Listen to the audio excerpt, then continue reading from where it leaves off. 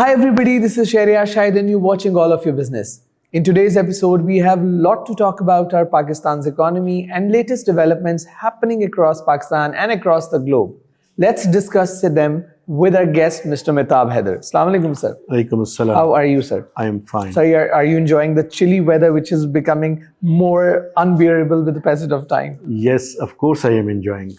Right. Sir, my first question to you is this. After 10-year gap, the government has approved the shifting of national accounts base year from 2015 to 16 to 2025 to 2026. So what does this mean in simpler words and how it is going to affect the masses? Bismillah ar-Rahman ar-Rahim. Thank you very much for having me. Actually, in Pakistan, we always underestimate our GDP growth. But in our neighboring countries, it has been alleged and proved that they are overestimating their GDP growth, and that's why they call it Shining India. But in Pakistan, there is a tradition that we are unable to capture the growth in its true letter and spirit. After pause of 10 years, it is practice and internationally recognized practice that the national accounts are rebased. It means in last 2 or 3 decades, earlier there was a base year of 2005 and 6, which was replaced after 10 years with 2015 and 16. Now, after pause of 10 years, government has decided and approved the rebasing of the national accounts. It's important. Why? Because after 10 years period, there are certain sectors, there are certain businesses which are included and some businesses are excluded. For instance, in case of Pakistan, 20 or 30 years back, there was no much role of IT and telecom. Absolutely. But now, telecom and IT is essential part of business activities. And sir, AI is booming as well. Of course.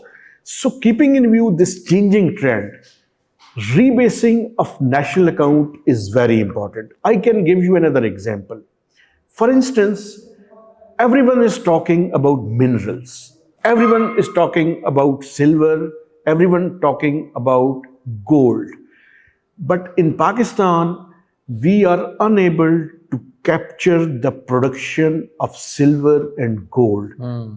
So it is very important that now 50 surveys are planned by the Pakistan Bureau of Statistics.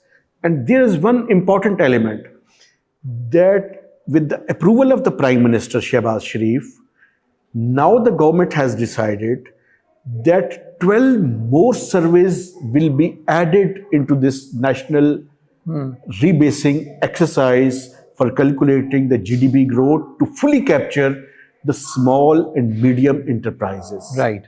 So it is very important that after this exercise, we will be able to capture or estimate growth on more accurate basis. Right.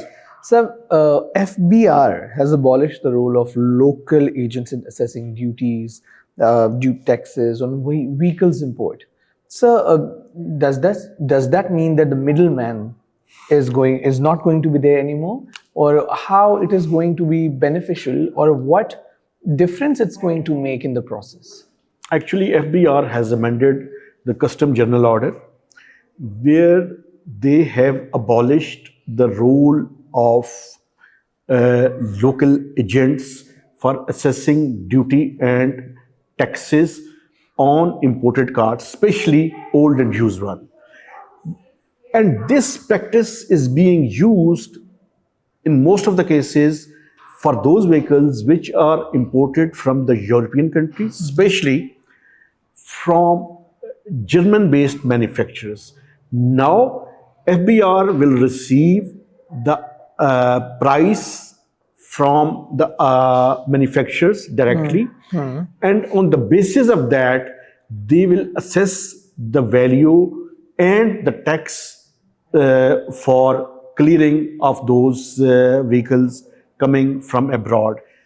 It will help to curb the over-invoicing and under-invoicing, and it will also abolish the middleman role, and it will help to reduce the prices of those vehicles which are coming from European countries. Right, right. And it is a step in the right direction. Okay. So, circular debt has risen again by rupees 75 billion in the first half of fiscal year 2026. So, we have been talking about the monster of circular debt for a long time. So, how bad this news is for the masses, and do you think it's going to add up any pressure, or it could add up any pressure economy-wise on the citizens of Pakistan? Actually, this circular debt piled up despite this fact that in the last financial year, government borrowed over 1.225 trillion from the banks and cleared the circular debt in shape of power holding company as well as the other liabilities of the power sector to the tune of same amount. So in the last financial year, this circular debt was hovering around 2.4 trillion. But after clearing of 1.2 trillion, in the remaining circular debt was standing in the range of 1.2 trillion.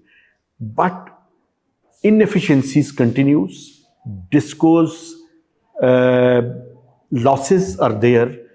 There is no full payment from the K Electric because they are getting electricity from the national grid. And another element which is contributing to this circular debt, that there is a budgeted amount, but it is not fully released up to the mark.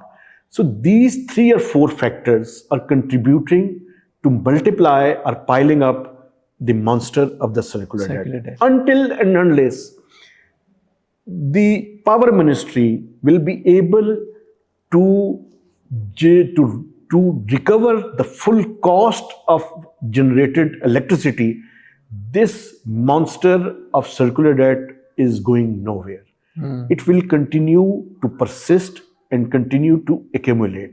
So these 3 or 4 factors will have to be curbed if we want to eliminate the circular debt forever. Right. State Bank of Pakistan, SBP, maintains policy rate at 10.5%. So it has changed finally. Actually, they have taken a cautious decision, keeping in view the persistent inflationary pressures. Although they have kept the inflationary pressures within the range of 5 to 7%, but keeping in view the overall some fundamental developments on the current account deficit as well as the persistent increase in the core inflation, the State Bank of Pakistan preferred to keep the policy rate unchanged. And there is another factor. Because of the IMF program, IMF always asks for prudent as well as stringent monetary policy stance. So it is also reflection that we are under the tight noose of the IMF program. Right. So as we have spoken about the macroeconomic stability of Pakistan, so having said all of the things that we have talked about, where do you see Pakistan going? Are we on the right trajectory and the overall economy is improving, or how do you see it? Actually, if we see the recent statement given by the State Bank of Pakistan after the Monetary Policy Committee meeting, that they have preferred to keep the policy rate unchanged. But let me remind you and our august audience that this policy rate was standing at 22%. Right. And in last 1.5 year period, we have seen that now it is reduced to 10.5. Everyone was expecting that it might be reduced by 50 basis points, but State Bank of Pakistan preferred to keep it at the existing level of 10.5 But in the same policy statement, the State Bank of Pakistan has revised upward the growth trajectory for Pakistan. Right. Earlier, there were projections, and IMF also had projected that Pakistan GDP growth will be hovering around 3.2%. But the State Bank of Pakistan has projected that this growth will be more than 3.7 to close to 4%. So, because in the first quarter, the provisional growth number is standing at 3.71%. Right. Agriculture sector is performing well, except the cotton production. All other major crops are doing well. Large scale manufacturing, which was in the negative range, now it had turned into a positive trajectory. So now Pakistan is set to achieve a higher GDP growth of more than 3.5 to 4%. That is the range where we are expecting. So this is the dire need to promote economic activities, but State Bank of Pakistan preferred to take a cautious decision so that this growth trajectory must remain stable, and on consistent basis we are going to achieve the higher growth trajectory. But it requires certain period of time, and probably State Bank of Pakistan in its next policy statement after 2 months, they will consider slight reduction. Right. But it is also reflection that we are still under the IMF program. Right. Fingers crossed, sir. Of course. Sir, my favorite question. The chicken prices are touching the skies, and they have gone beyond the skies. And there are reports that they have violated the official prices. So what do you have to say about it? Actually, there are certain reasons, because their input cost has gone up, especially the feed prices, as well as the other input cost has also increased. But there is the role of the National Price Monitoring Committee as well as the provincial governments to keep a vigilant eye. And if someone is trying to manipulate the market, then the government must have all kind of tools. For instance, federal government can direct the Competition Commission of Pakistan to probe it, and the provincial government can also take the remedial measures to ensure that no one should be allowed to exploit or manipulate the market. Right, sir. Thank you so much, sir. Always welcome. This was all for today. If you want us to discuss some specific topic, or if you want us to discuss more about the commodity prices, do let us know in the comments. Till then, keep watching All of Your Business. This is Shehryar signing off.